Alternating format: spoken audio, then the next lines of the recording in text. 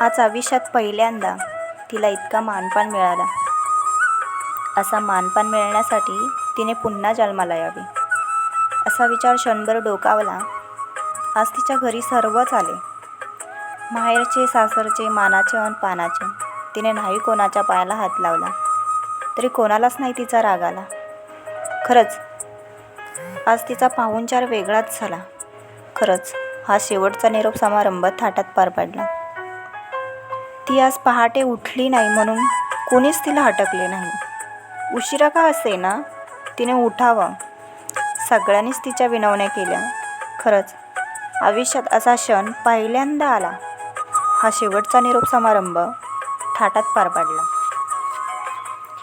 नेहमीच आटप म्हणून कटकट करणारा नवरा आज स्वतःच तिची तयारी करायला लागला. तिने त्याचं आज्ञापालन नाही केलं तरी सासरूप्रेमाने तिला भिजवू लागला. खरंच आयुष्यात पहिल्यांदा नवऱ्याच्या मानाचा ठाव लागला.